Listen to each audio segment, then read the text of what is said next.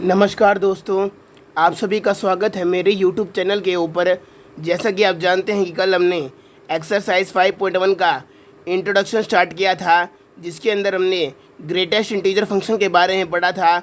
आज हम greatest integer function के ऊपर एक नई थ्योरम के बारे में पढ़ेंगे और साथ ही साथ इस चैप्टर का जो इस एक्सरसाइज का 5.1 का सबसे मेन फार्मूला है उसके बारे में ही पढ़ेंगे, जो ग्रेटेस्ट इंटीजर फंक्शन की एप्लीकेशन के ऊपर ही बेस है। तो पहले तो हम थ्योरम देखते हैं। यहाँ पर दोस्तों हमें क्या रखा है कि हमें दो रियल नंबर्स कंसीडर करने हैं एक्स एंड वाई। जैसा कि आप जानते हैं कि जो कि हमारा ब्रैकेट फंक्शन यानी ग्रेटेस्ट इंटीजर फंक्शन है वो केवल रियल नंबर्स पे ही एप्लीकेबल है। तो पहले आपको दो रियल नंबर्स एक्स और वाई कंसीडर करने हैं और यहाँ पर एक कंडीशन और दी गई है कि वो रियल नंबर्स अब की बार आपको केवल पॉजिटिव लेने हैं, यानी नेगेटिव रियल नंबर्स पे आपको कुछ काम नहीं करना है इस थ्योरम के अंदर। तो दोस्तों हमें कहा गया है कि अगर आप x में से y को माइनस कर दें और फिर उसका ग्रेटेस्ट इंटीजर फंक्शन लें तो वो लेस देन होगा या इक्वल टू होगा greatest integer function of x और y के डिफरेंस के।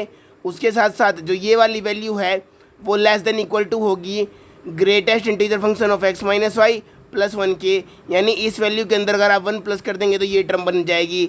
तो दोस्तों इसको हम एक एग्जाम्पल से समझेंगे। तो दोस्तों पहले तो याद रखिएगा, अगर आप यहाँ पर इंटीजर वैल्यूज़ लेते हैं तो आपको ये क्वेश्चन करना बहुत ईजी हो जाएगा। तो जनरल दिखाने के लिए मैं इसके अंदर डेसिमल वैल्यूज़ को कंसीडर करूँगा ताकि हम इस क्वेश्चन को आराम से कर पाएँ। तो दोस्तों इसके एग्जाम्पल्स में मैंने x की जगह 7.8 ले लिया और y की जगह 2.9 ले लिया। अब दोस्तों पहले मैं ये टर्म निकालूंगा x माइनस वाई का ब्रैकेट फंक्शन। तो x माइनस वाई का bracket function is equals to 7.8 minus 2.9 का ब्रैकेट फंक्शन। 7.8 में से जब आप 2.9 माइनस करेंगे तो मेरा 4.9 आएगा। और जैसा कि आप देख सकते हैं ये एक पॉजिटिव नंबर है तो इसका ग्रेटेस्ट इंटीजर फंक्शन क्या होगा 4, क्योंकि 4 इंटीजर इसके अंदर कंटेंट है, क्योंकि 0.9 तो इंटीजर है नहीं, तो आप 4 को आंसर ले लेंगे। जैसे कि हमने कल सीखा था कि इस फंक्शन को कैसे खोलते हैं। अब आप दोस्तों एक्स और वाई का अलग अलग ग्रेटेस्ट इंटीजर फंक्शन निकालिए और उसका डिफरेंस ले लीजिए। तो एक्स का ग्रेटेस्ट इंटीजर फंक्शन क्या होगा, ये देखिए दोस्तों, यहाँ पर 7 इंटीजर है तो आप 7 लेंगे और यहाँ पर 2 इंटीजर है तो आप 2 ले लेंगे। डेसिमल वाली वैल्यूज़ को नेगलेक्ट कर देंगे क्योंकि ये केवल ग्रेटेस्ट इंटीजर को बाहर निकालता है गिवन नंबर में से। तो इस नंबर के अंदर ग्रेटेस्ट इंटीजर क्या था 7 और इसमें था 2, तो 7 माइनस 2 हो गया दोस्तों 5।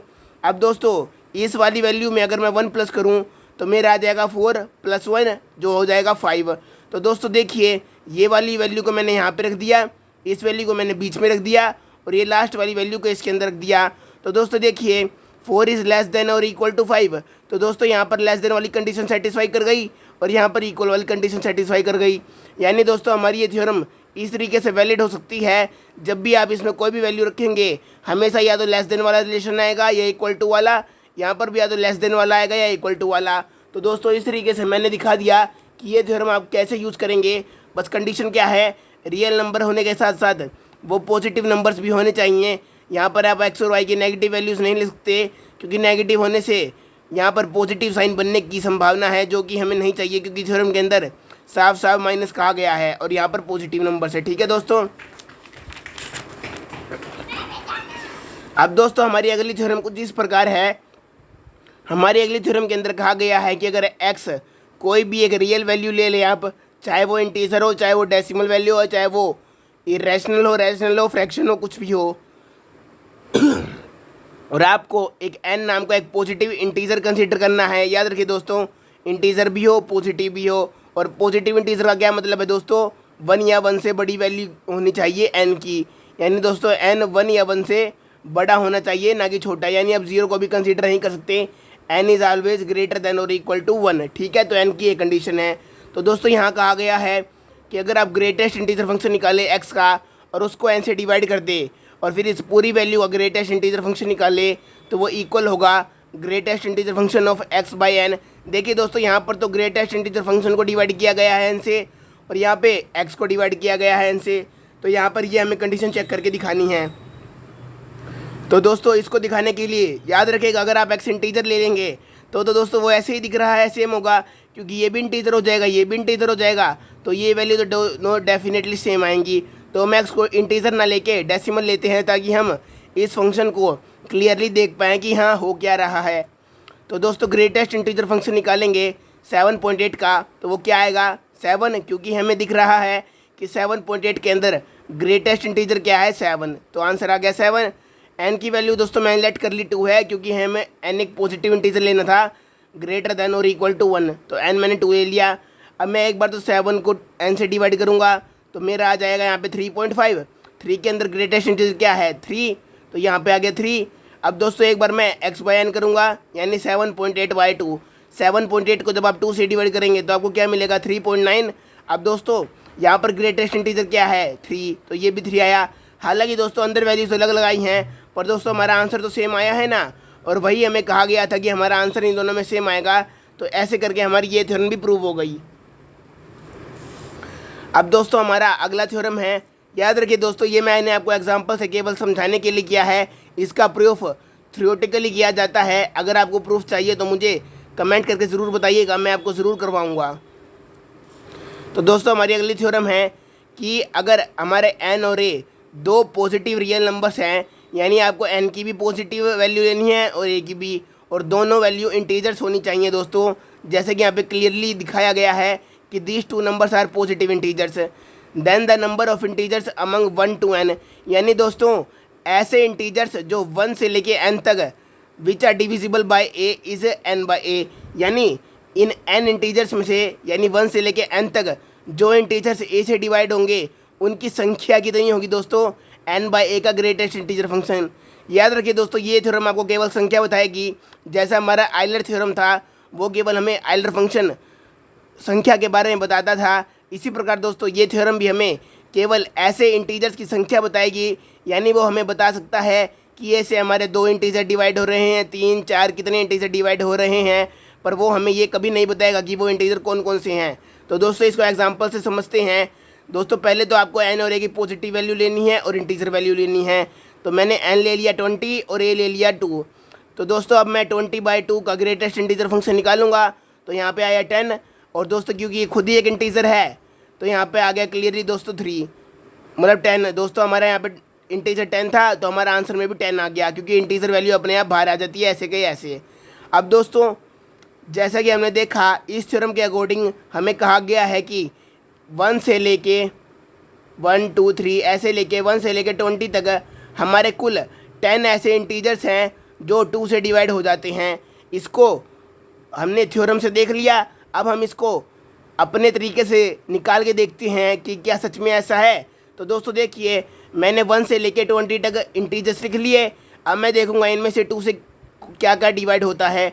2 डिवाइड होता है, 4 डिवाइड होता है, 6 8 10 12 14 16 18 20, यानी दोस्तों ये वो सभी इंटीजर्स हैं जो 2 से डिवाइड होंगे। और इनकी संख्या कितनी है 1 2 3 4 5 6 7 8 9 10, यानी दोस्तों ये थ्योरम हमें क्लियरली ठीक आंसर दे रही है। इस थ्योरम के अकॉर्डिंग भी 1 से लेके 20 तक 10 ऐसे इंटीजर्स से जो 2 से डिवाइड हो रहे थे, और हमने इसको निकाल के भी देख लिया कि हमारे 10 ये इंटीजर्स हैं जो 2 से डिवाइड होते हैं 1 से लेके 20 तक। ठीक है दोस्तों, तो याद रखिएगा ये थ्योरम हमें केवल संख्या के बारे में बताती है, क्योंकि 10 एक संख्या थी और वो 10 इंटीजर्स ये थे, पर ये हमने खुद निकाले हैं, ना कि ये हमें थ्योरम ने बताया है। हमें थ्योरम केवल संख्या के बारे में बताएगी। ठीक है दोस्तों,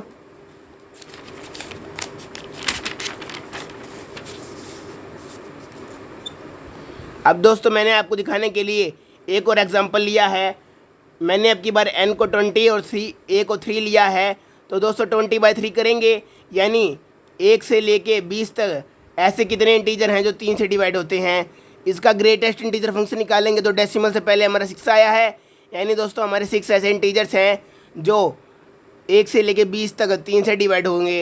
इनको निकालने के लिए मैंने फिर से 1 से लेके 20 तक काउंटिंग लिख ली, और हमने दिखा दिया कि 3 6 9 18 15 और 12 ये वो 6 इंटीजर्स हैं जो 3 से डिवाइड होते हैं 1 से लेके 20 तक। तो दोस्तों यहाँ पर भी हमारी देखिए संख्या आई है, तो हमें ये थ्योरम केवल संख्या के बारे में बताएगी। अगर आपको ये इंटीजर्स निकालने हैं तो आप ध्यान से देख सकते हैं दोस्तों, आपको केवल 3 का टेबल पढ़ना है 20 तक, यानी दोस्तों देखिए 3 1 3, 3 2 6, 3 3 9, 3 4 12, 3 5 15, 3 6 18 और 3 7 दोस्तों 21 होता है। पर 21 तो 20 से बड़ा चला गया, यानी दोस्तों आपको जो नंबर दे रखा हो केवल उसकी टेबल पढ़नी है तो आपको वो इंटीजर्स ही मिल जाएंगे। और उनकी संख्या आप इस थ्योरम से निकाल सकते हैं। अब दोस्तों आप कह रहे होंगे तो बहुत ईजी है। तो दोस्तों अगर आपको 100 दे दिया जाए n की वैल्यू, तो भी आप ऐसे 100 तक गिनती के टेबल पढ़ के निकाल लेंगे, यानी आप 3 की टेबल 99 तक पढ़ लेंगे। पर दोस्तों याद रखिएगा, अगर आपको 1000 2000 ऐसा कोई नंबर दे दिया जाए तो उसमें ये चीज़ करनी पॉसिबल नहीं है। उसमें केवल आपको यही थ्योरम लगानी पड़ेगी जिससे आप डायरेक्ट आंसर निकाल सकते हैं। तो इसका यूज़ यहाँ पे है दोस्तों, जब आपको n की वैल्यू बहुत बड़ी दी गई हो, ना कि छोटी। छोटी वैल्यू तो हमने केवल आपको समझाने के लिए ली है।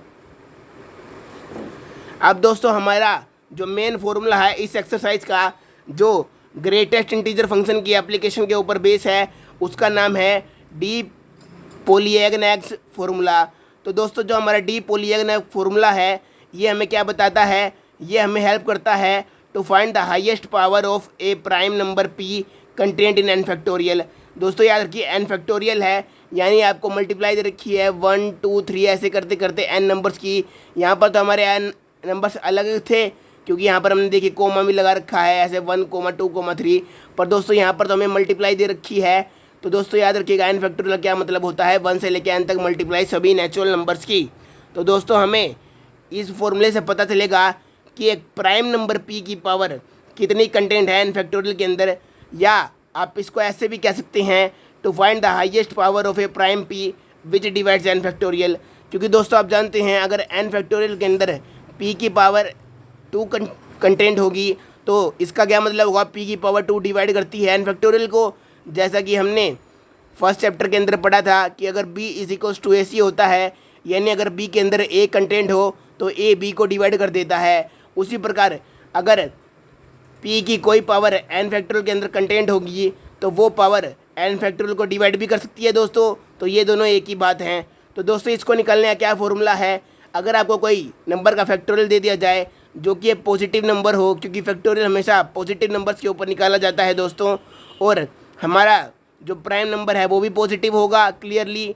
तो दोस्तों highest power of a prime P content in N factorial, इसका क्या फॉर्मूला है, पहले तो आप एन को पी से डिवाइड करेंगे और उसका ग्रेटेस्ट इंटीजर फंक्शन निकालेंगे। फिर दोस्तों आप प्लस करेंगे एन बाय पी स्क्वायर को, फिर एन बाय पी क्यूब को, ऐसे करते करते एन बाय पी की पावर 4, एन बाय पी की पावर 5, एन बाय पी की पावर 6। तो दोस्तों ऐसे करते करते आप ग्रेटेस्ट इंटीजर फंक्शंस को प्लस कर देंगे। अगर आपको ये आंसर निकालना हो, इसको अगर मैं सम अप करूँ तो यहाँ पर p की पावर 1 है, 2 है, 3 है, ऐसे करते करते ये इन्फिनिटी तक कंटिन्यू रहेगा, यानी n बाय पी की पावर i। समीशन क्यों लगाया, क्योंकि दोस्तों यहाँ पर सभी प्लस प्लस प्लस प्लस है, यानी i is equals to 1 to infinity हो रहा है, क्योंकि यहाँ पर i की जगह मैंने p की पावर में रखा है। और देख सकते हैं दोस्तों यहाँ पर p की पावर इंक्रीजिंग ऑर्डर में जाती जा रही है। तो इस फॉर्मूले को आप ऐसे भी लिख सकते हैं। ठीक है दोस्तों, अब हम इस पे एग्जांपल्स करेंगे समझाने के लिए आपको।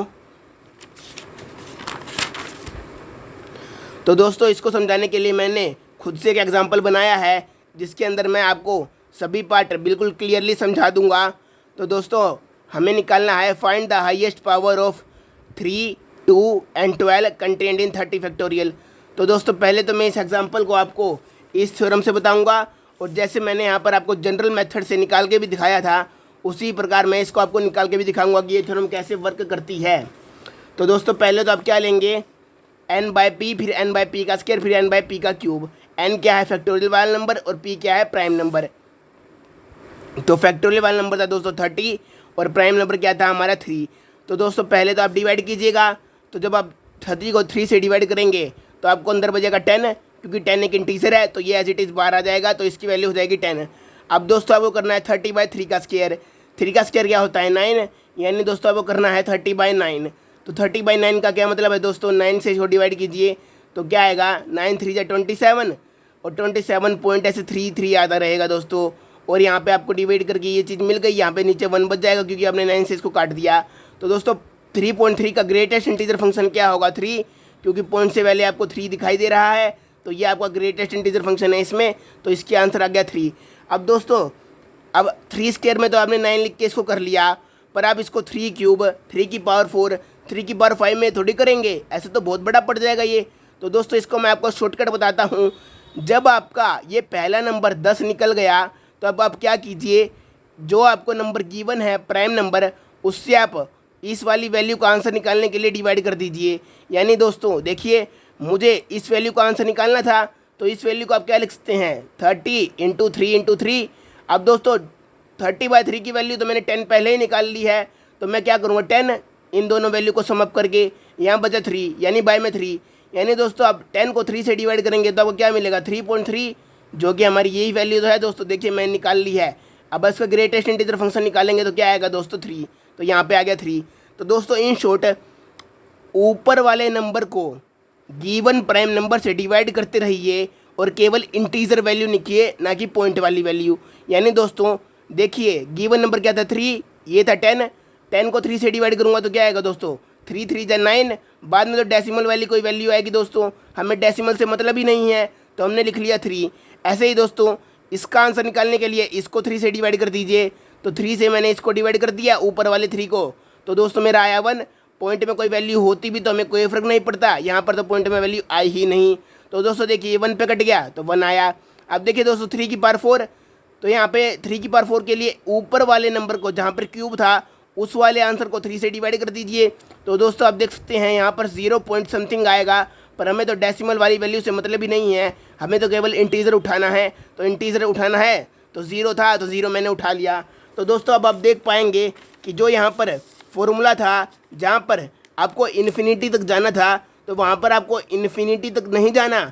आपको क्या करना है, जब आपका 0 आ जाए तो आपको रुक जाना है, क्योंकि दोस्तों 0 के बाद तो आपको कोई नंबर मिलेगा ही नहीं, क्योंकि हमें केवल पॉजिटिव इंटीजर से मतलब है, फ्रैक्शन में पावर आएगी नहीं। तो हमें जहाँ पर भी हमारा 0 बन जाए वहाँ पर रुक जाना है, यानी p की पावर आप तब तक बढ़ानी है जब तक आपका आंसर में 0 ना आ जाए। ठीक है दोस्तों। तो दोस्तों अब 3 की हमारी कितनी पावर मिली, अब इसके लिए आपको क्या करना होगा, इन सभी का सम करना होगा। तो दोस्तों देखिए 10 + 3 + 1 कितना हो गया, 14। यानी दोस्तों हमारी 3 की पावर 14 कंटेंट है 30 फैक्टोरियल के अंदर। अब दोस्तों इसको मैं आपको प्रूफ करके दिखाने वाला हूँ कि एक तो मैंने फॉर्मूले से निकाला, एक मैं सिंपल निकालूंगा।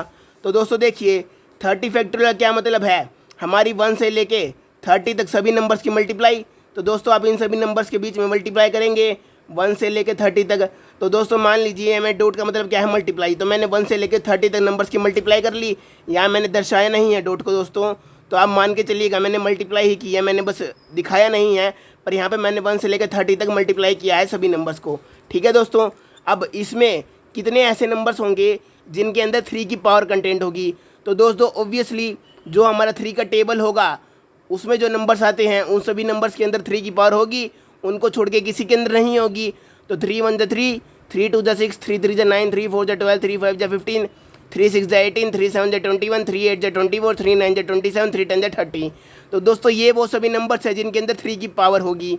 अब दोस्तों इसका क्या मतलब है, अब पहले हम वो नंबर्स निकालेंगे दोस्तों जिनके अंदर केवल 3 की पावर 1 है, यानी जिसके अंदर केवल 1 पावर आती है। वो कौन कौन से हैं, इन नंबर्स में से जो मैंने सर्कल लगाए हैं 3, 6, 12, 15, 21, 24 और 30। क्योंकि दोस्तों आप जानते हैं 6 क्या होता है, 3 × 2, 2 को तो हम छोड़ देंगे क्योंकि हमें 3 की पावर से मतलब है, तो 3। हमारा दोस्तों 12 क्या होता है, 3 4 जा 12, तो 3 की पावर 1 आ गया। ऐसे ही हमारा दोस्तों 15 क्या होता है, 3 5 जा 15, तो यहाँ 3 की पावर 1 है। ऐसे 21 क्या होता है, 3 7 जा, यहाँ पर भी 3 की पावर 1 है। 24 क्या होता है, 3 8 जा, यहाँ पर भी 3 की पावर 1 है। और दोस्तों हमारा 30 क्या होता है, 3 10 जा, यहाँ पर भी 3 की पावर 1 है। इसके अंदर 3 की पावर 3 नहीं, तो मैंने इसको अलग लिख दिया। तो दोस्तों ये वो सभी नंबर्स हैं जिनके अंदर 3 की पावर 1 है। अगर मैं इन सभी नंबर्स के अंदर से मल्टीप्लाई के अंदर से केवल इन नंबर्स को उठा लूँ तो दोस्तों यहाँ पर 3 की पावर 1, इसमें भी 3 की पावर 1, ऐसे करते करते 1 2 3 4 5 6 7, जब इन सभी नंबर्स की मल्टीप्लाई होगी और जब मैं इनमें से केवल 3 की पावर को अलग निकाल लूँगा तो दोस्तों हमारे 7 नंबर हैं, यानी हमारी 3 की पावर 7 आई इन सभी नंबर्स के अंदर से। क्योंकि दोस्तों ये जब सभी नंबर्स मल्टीप्लाई होंगे तो जो हमारे ये नंबर्स हैं 2 4 5 7 8 और 10, जो इनके अंदर से अलग निकल गए उनसे तो हमें मतलब ही नहीं है ना दोस्तों, क्योंकि हमें तो केवल 3 की पावर से मतलब है। इन सभी को मल्टीप्लाई करेंगे तो क्या आएगा, 3 की पावर 1, 3 की पावर 2, 3 की पावर 3, 3 की पावर 4, 3 की पावर 5, 3 की पावर 6, और जो नंबर यहाँ पर एक और नंबर आएगा दोस्तों 3 की पावर, यहाँ पर जो अकेला हमारा 3 था वो भी तो है ना दोस्तों, 3 × 1, तो 3 की पावर 7। तो दोस्तों हमारे इन सभी नंबर्स के अंदर से तो 3 की पावर 7 बन गया। अब दोस्तों हम देखेंगे जिन नंबर्स के अंदर 3 की पावर 2 आता है वो कौन कौन से नंबर हैं। इनमें से जो बच गए 9 और 18, तो ये दो नंबर्स वो हैं जिनके अंदर 3 का स्क्वायर आता है, यानी 3 का स्क्वायर और इंटू 3 का स्क्वायर। यानी दोस्तों जब मैं 9 इंटू 18 करूँगा तो जो मेरे बाकी नंबर्स बचेंगे उनको तो मैं छोड़ दूंगा, क्योंकि 9 क्या होता है 3 का स्क्वायर और 18 क्या होता है 3 का स्क्वायर इंटू 2। तो 2 को तो दोस्तों आप छोड़ ही दीजिए, क्योंकि आपको केवल 3 की पावर से मतलब है। तो यहाँ पर क्या हो गया दोस्तों, पावर ऐड हो जाएंगी जब बेस सेम हो और बीच में मल्टीप्लाई हो। तो ये हो गया 3 की पावर 4। तो दोस्तों 3 की पावर 4 आपको इन दो नंबर्स में से मिल गया जब ये मल्टीप्लाई हुए होंगे ऊपर, क्योंकि ये सभी नंबर आपस में मल्टीप्लाई में हैं। 3 की पावर 3 दोस्तों 27 के अंदर आया होगा, तो यहाँ पे 3 की पावर 3। अब दोस्तों क्योंकि ये सभी नंबर्स आपस में मल्टीप्लाई हुए हैं तो ये 3 पावर भी तो आपस में मल्टीप्लाई हुई होंगी। तो दोस्तों देखिए 7 7 और 3 10 और 10 और 4 14। तो यानी दोस्तों 3 की पावर 14 है जो हमारी 30 फैक्टोरियल के अंदर कंटेंट है। तो ये दोस्तों मैंने जनरल मेथड से निकाला, और जो भी मैंने आपको एग्जाम्पल के अंदर दिखाया था वो मेरा ये तरीका था, जिसके अंदर मैंने फॉर्मूला लगाया और सीधा निकाल लिया कि 3 की पावर 14 कंटेंट है 30 फैक्टोरियल के अंदर। ये मैंने आपको शो भी कर दिया कि कौन कौन से वो नंबर है जिनके अंदर 3 की पावर 1 आई है, जिनके अंदर 3 की केवल ओनली दोस्तों याद रखिए ओनली 3 की पावर 1 आई है। 3 की पावर 2 और 3 की बात नहीं है। 3 की पावर 2 इन नंबर्स के अंदर आई है और 3 की पावर 3 इन नंबर्स के अंदर आई है दोस्तों, ठीक है। अब दोस्तों देखिए हमारा फर्स्ट पार्ट तो ऐसे पूरा हो गया। सेकंड पार्ट में अंदर हमें कहा गया था कि हमें 2 की पावर निकालनी है। 2 की पावर निकालने के लिए गिवन फैक्टोरियल ये है, तो मैं करूँगा 30/2, मेरे आ गया दोस्तों 15। अब अगले को निकालने के लिए मैं क्या करूँगा, ऊपर वाले नंबर को गिवन नंबर से डिवाइड कर दूंगा। गिवन नंबर में 2 था तो 15 को 2 से डिवाइड करेंगे, क्या आएगा दोस्तों 7 पॉइंट समथिंग। हमें पॉइंट वाले के आगे नंबर से मतलब नहीं है, हमें केवल इस नंबर से मतलब है जो पॉइंट से पहले आया है, तो 7 आ गया। अब दोस्तों ऐसे ही इस वाले का आंसर निकालने के लिए क्या करूँगा, मैं ऊपर वाले को 2 से डिवाइड कर दूंगा। तो 7 डिवाइडेड बाई 2 क्या है दोस्तों 3 पॉइंट समथिंग। समथिंग से हमें मतलब नहीं, हमें केवल पॉइंट से इस तरह वाले नंबर से मतलब है, तो 3। ऐसे ही दोस्तों इसको 2 से डिवाइड कीजिए तो 1, इसको करेंगे तो 1/2, तो ये दोस्तों 0 पॉइंट कुछ आएगा, तो यानी 0 इंटीजर आ गया। इन सभी को प्लस करेंगे क्या आएगा दोस्तों 26। यानी दोस्तों हमारी जो 2 की पावर 16 है वो कंटेंट है किसके अंदर 30 फैक्टोरियल के अंदर, ठीक है दोस्तों। तो ये हमारा हो गया 2 की पावर 16 नहीं दोस्तों 26, सॉरी यहाँ पे 26 आंसर है। तो 2 की पावर 26 कंटेंट है 30 फैक्टोरियल के अंदर। अगला पार्ट दोस्तों देखिए 12 था। अब दोस्तों हमारी थ्योरम को याद कीजिए, तो मैंने अभी फॉर्मूला आपको बताया कि ये केवल प्राइम नंबर्स के लिए है, और 12 हमारा तो एक कंपोजिट नंबर है। तो दोस्तों इसके लिए आप क्या कीजिए, इसका प्राइम फैक्टराइजेशन कर लीजिए, यानी 3 × 4, और 4 को फर्दर तोड़ सकते हैं किसमें 2 की पावर 2 में। तो अब दोस्तों आप 3 पे अलग ये थ्योरम लगा दीजिए, 2 की पावर 2 पे अलग लगा दीजिए और 12 का आंसर निकाल लीजिए। कैसे, तो दोस्तों देखिए 12 को मैंने तोड़ लिया 3 × 2 की पावर 2 में। अब दोस्तों मैंने पिछले पार्ट में निकाला पार्ट नंबर 1 के अंदर कि दोस्तों जो 30 फैक्टोरियल है उसके अंदर 3 की पावर 14 कंटेंट होता है, और जो 30 फैक्टोरियल है उसके अंदर 2 की पावर 26 कंटेंट होता है। पर हमें तो 2 की पावर चाहिए ना दोस्तों 12 बनाने के लिए, तो मैंने 2 की पावर 2 अलग लिख ली और 13 को बाहर निकल लिया, क्योंकि 13 2 जा 26 होता है, ठीक है दोस्तों। तो मैंने 2 की पावर 2 को अंदर ले लिया, यानी मेरी 4 की पावर आ गई 13। अब दोस्तों देखिए मुझे इन दोनों नंबर का हमेशा पेयर चाहिए, यानी जब जब मुझे 3 मिलेगा तब तक मुझे 4 चाहिए। जब तक 3 और 4 आपस में बराबर क्वांटिटी में नहीं मिलते तब तक आपको 12 नहीं मिल सकता, क्योंकि दोस्तों 12 को बनाने के लिए 3 भी चाहिए 4 भी चाहिए। तो जितने 3 होंगे यानी 4 making number 12, same number of 3s and 4s are required. क्योंकि दोस्तों जब तक 3 और 4 बराबर संख्या में आपको नहीं मिलते तब तक आपको 12 नहीं बना सकते, यानी जितने नंबर्स ऑफ 3s होंगे उतने ही नंबर्स ऑफ 4 होंगे। अब दोस्तों देखिए 3 की पावर तो 14 थी, पर 4 की पावर तो आपको पास 13 है। पर दोस्तों अब याद रखिएगा इसमें से आप क्या लिख सकते हैं 3 की पावर 13 × 3 भी तो यही होगा दोस्तों 3 की पावर 14। अब देखिए दोस्तों ये सभी हो गए, जितने 3 हैं हमारे पास उतने ही 4 हैं। इस 3 को आप छोड़ दीजिए दोस्तों, इससे कोई मतलब नहीं है, हमें तो 12 बनाने से मतलब है जो 3 और 4 के सेम नंबर ऑफ प्रोपोर्शन से ही बनेगा। तो दोस्तों यहाँ पर हमने 3 की पावर 13 और 4 की पावर 13 ले ली, क्योंकि यहाँ पर पावर सेम है और हमें सेम नंबर ऑफ 3 और 4 ही चाहिए। यानी जब 3 की पावर 1 होगी तो 4 की पावर भी 1 ही होगी, उसी प्रकार जब 3 की पावर 13 होगी तो 4 की पावर 13 की जरूरत हमें पड़ेगी ही। तो दोस्तों आंसर आपको आ गया 13, यानी 12 की पावर 13 कंटेंट है 30 फैक्टोरियल के अंदर। इसको निकालने के लिए आप क्या कीजिए, जो आपको आंसर में पावर दी गई है यानी 14 और 13, उनमें से आप मिनिमम नंबर उठा लीजिएगा। 13 और 14 में से मिनिमम क्या है, 13। तो दोस्तों याद रखिएगा, जो भी पावर के अंदर से मिनिमम नंबर हो आपको वो लेना है।